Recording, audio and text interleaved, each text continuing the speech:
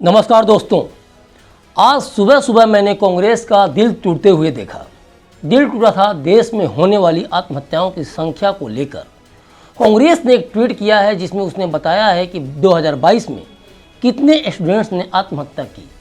कांग्रेस को इतना संवेदनशील होते देख मेरा भी दिल छलनी हो गया, क्योंकि स्टूडेंट्स द्वारा की गई आत्महत्याओं की संख्या 13,044 बताई गई है। सच में इन आंकड़ों को देखकर कोई भी इंसान टूट सकता है, पेरेंट्स चिंतित हो सकते हैं और इन आत्महत्याओं के पीछे हमारी एजुकेशन सिस्टम, हमारा करप्ट सिस्टम सबसे ज़्यादा जिम्मेदार है।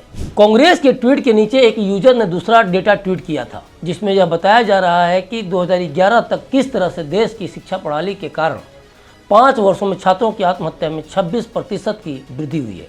जानकारी के लिए बता दूं कि साल 2004 से 2014 के मध्य तक कांग्रेस का देश में शासन था और मनमोहन सिंह देश के प्रधानमंत्री थे।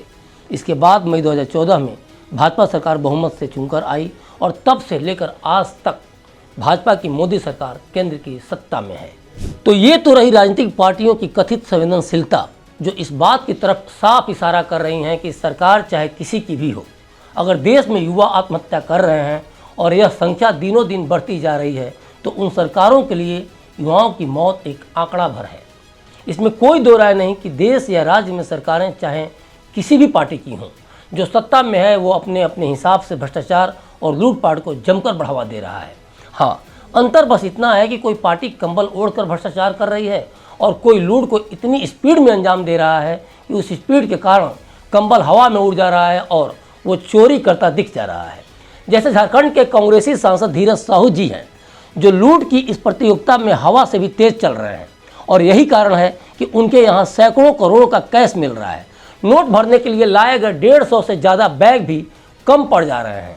भारत में इत्मीनान से संभाल कर रखे जाने वाले रुपयों की परंपरा है, लेकिन कैश इतना ज़्यादा है कि उसे बोरियों से भरना पड़ रहा है। हालात ये हैं कि नोट गिनने वाली मशीनों की अर्थियाँ उड़ जा रही हैं। कैश इतना ज़्यादा है कि लालू के चारा घोटाले में जिस भैंस तक को स्कूटर पर ढोया गया था, साहू के पैसों को ट्रक पर ले जाया जा रहा है। जरा सोचिए, साहू ने कितनों का हक मारा होगा। 2018 में राज्यसभा के लिए चुने जाने से पहले दाखिल चुनावी हलफनामे में धीरज साहू ने अपनी संपत्ति 34.83 करोड़ रुपए की घोषित की थी। धीरज ने कुल 20.41 करोड़ रुपए की चल संपत्ति होने का दावा किया था। आज उस साहू की कुल संपत्ति इतनी बढ़ गई है कि धन के देवता कुबेर भी उनके यहाँ जॉब की हसरत पाल रहे होंगे। क्या इसमें कुछ गलत है कि साहू जैसे नेता भी इन युवाओं की आत्महत्या के पीछे बड़े कसूरवार हैं? एक अच्छी कमाई वाली मिडिल क्लास फैमिली 20-20 साल तक मकान का लोन भरती है, 5 साल तक कार लोन चुकाती है, इसके बाद कई सारे इंश्योरेंस चुकाते चुकाते उसकी कई पीढ़ियां बूढ़ी हो जाती हैं और उस देश में साहू जैसे लोगों के यहाँ 300 करोड़ रुपए तक का कैश मिलता है। देश में ऐसे लोग किस तरह की निराशा को जन्म दे रहे हैं, किस तरह से युवाओं को हतोत्साहित कर रहे हैं, यह सब देखकर जी तोड़ मेहनत करने वाले युवाओं का मनोबल किस तरह से टूट रहा है, इसकी कल्पना तक नहीं की जा सकती। अब बात करते हैं छत्तीसगढ़ लोकसेवा आयोग में बड़ी धांधली के आरोपों पर। पूरा मामला कोर्ट में है, भर्ती रोक दी गई है, लेकिन जिन कैंडिडेट्स का सिलेक्शन हुआ है उनमें 18 ऐसे नाम सामने आए हैं जो किसी नेता, मंत्री और अधिकारी के करीबी थे। छत्तीसगढ़ में लोकसेवा आयोग की परीक्षा देकर नेताओं और अधिकारियों के बच्चे डिप्टी कलेक्टर बन जा रहे हैं। बेटे ही नहीं, बहुएं भी डिप्टी कलेक्टर बन जा रही हैं। जिन युवाओं या परीक्षार्थियों के माता पिता किसान हैं, मुश्किल से उन बच्चों की पढ़ाई का खर्च निकल पाता है। 1-2 बीघा में कितने चावल की पैदावार होती है या फिर अन्य फसलों की कितनी पैदावार होती है और उन पैदावारों से कितने पैसे घर में आते हैं, ये हम और आप जानते हैं। अब जरा सोचिए कि एक किसान अपने बच्चे को किस तरह से पढ़ा लिखा रहा होगा, अपने बच्चों के भविष्य को लेकर उसके क्या सपने होंगे और वो कितनी हिम्मती है कि प्रेमचंद के गोदान और 2 बीघा ज़मीन को लेकर इतना बड़ा हौसला लेकर चल रहा है कि वो अपने बच्चे का भविष्य संवार सकता है। वर्षों की तैयारी के बाद भी इन होनहार बच्चों का हक इन भ्रष्ट नेताओं और अधिकारियों के बच्चे या रिश्तेदार मार ले जा रहे हैं। लेकिन इस भ्रष्ट व्यवस्था में किसानों के बच्चे परीक्षा की तैयारी करते रह जाते हैं और इन भ्रष्ट नेताओं और अधिकारियों के कारण उनके बच्चे या देश के युवा असफलता से निराश होकर एक दिन आत्महत्या को अंजाम दे देते हैं। लूट और भ्रष्टाचार के ये मामले झारखंड, उड़ीसा, छत्तीसगढ़ के हैं। जरा उन राज्यों में गरीबी और बेरोजगारी के आंकड़ों को देखें। 2021 की एक रिपोर्ट के अनुसार झारखंड के 42.16% लोग गरीब हैं, जो देश में बिहार के 51.91% के बाद सर्वाधिक है। उड़ीसा के 16 जिले में गरीबी दर राष्ट्रीय दर से अधिक है। अब जरा छत्तीसगढ़ में बेरोजगारी दर की बात कर लेते हैं। CMIE के मुताबिक 2021 में मई में छत्तीसगढ़ में बेरोजगारी दर 11.84% पर पहुंच गई थी। देखा जाए तो ये एक चेन है। सरकारों और अधिकारियों के बीच म्यूचुअल अंडरस्टैंडिंग से ही ये सब होता है। झारखंड में सैकड़ों करोड़ों का कैश, छत्तीसगढ़ लोकसेवा आयोग में घोटाला, लूट और भ्रष्टाचार के ये दो मामले इस समय देश में सबसे ज़्यादा चर्चा में हैं और दोनों मामले कहीं ना कहीं देश में युवाओं की आत्महत्या से भी जुड़े हैं।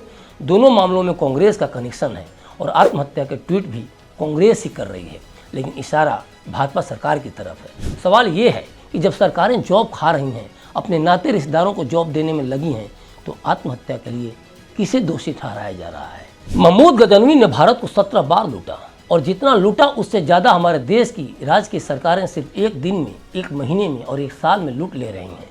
सोशल मीडिया, ट्विटर पर लोग कमेंट कर रहे हैं कि 250 साल में अंग्रेजों ने जितना देश को लूटा उससे कई गुना ज़्यादा कांग्रेस ने 75 वर्षों में देश को लूटा।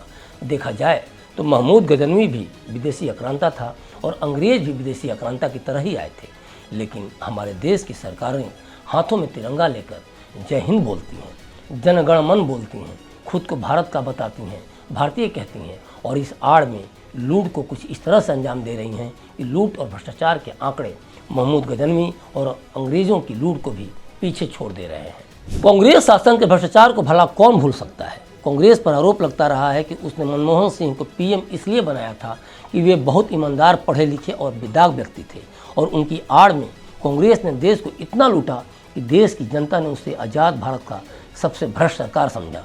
कांग्रेस के भ्रष्टाचार के खिलाफ अन्ना आंदोलन ने भी जन्म लिया। जनता इस हद तक कांग्रेस के भ्रष्टाचार से ऊब चुकी थी कि वो किसी पर भी अब विश्वास करने को तैयार थी कि कोई ऐसा हो जो देश में ईमानदार दिखे और देश को रास्ता दिखाए। यही कारण था कि उस आंदोलन के मंच पर चढ़े सब नेता ईमानदार दिखे। बात भी कुछ ऐसी थी कि हर तरफ देशभक्ति के गाने बज रहे थे, जैसे देश गुलाम हो गया हो और अरविंद केजरीवाल और मनीष सिसोदिया आज़ादी के परवाने बनकर निकले थे। लेकिन देखिए चीज़ें कैसे बदली।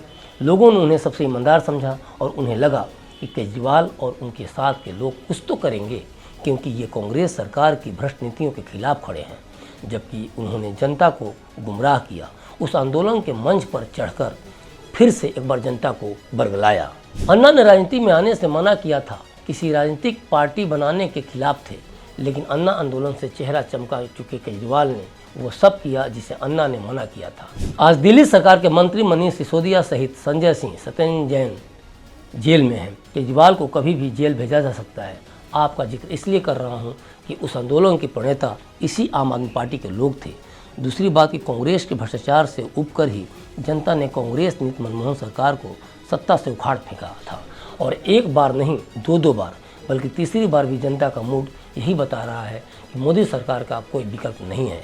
हाल के 3 हिंदी बेल्ट वाले राज्यों में जिस तरह से कांग्रेस की करारी हार हुई, वो इस बात की तस्दीक भी कर रही है। कांग्रेस ट्वीट के माध्यम से क्या बताना चाह रही है कि वो देश की जनता के प्रति संवेदनशील है, भारत का भाग्य विधाता है, भाजपा सरकार हत्यारी है।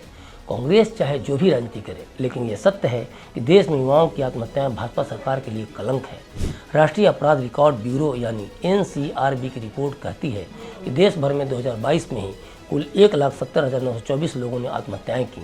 ये आंकड़े मोदी सरकार के माथे पर कलंक की तरह चिपके रहेंगे।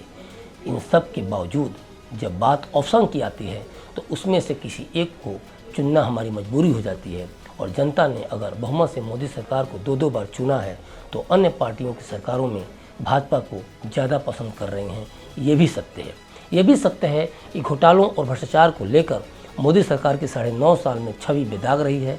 मीडिया स्रोत कहते हैं कि यूपीए शासन के मुकाबले एनडीए के 8 साल में 27 गुना ईडी की छापेमारी बढ़ गई है। सच्चाई यह है कि कांग्रेस राज में घोटालों को जनता जब तक नहीं भूलेगी, जब तक जनता को मोदी सरकार उससे ज़्यादा भ्रष्ट न दिखने लगे, तब तक वो भाजपा को ही वोट देगी। ईडी और सीबीआई के छापों से सब तय नहीं होता। जनता को भी पता है कि सरकारें चाहे कोई भी हो, दूध के धुले कोई भी नहीं है। इसलिए कांग्रेस का ये ट्वीट कोई मायने नहीं रखता, क्योंकि आंकड़े उसके समय के भी बहुत कुछ कहते हैं। अभी तक के लिए बस इतना ही। अगर देश की बेहतरी को लेकर, नेताओं को लेकर आपके पास भी कुछ सुझाव हैं तो कमेंट बॉक्स में हमें ज़रूर बताइए। हम आपकी सोच को अपने प्रोग्राम में ज़रूर स्थान देंगे। अब मुझे दीजिए इजाज़त और देखते रहिए क्लिक इंडिया। शुक्रिया।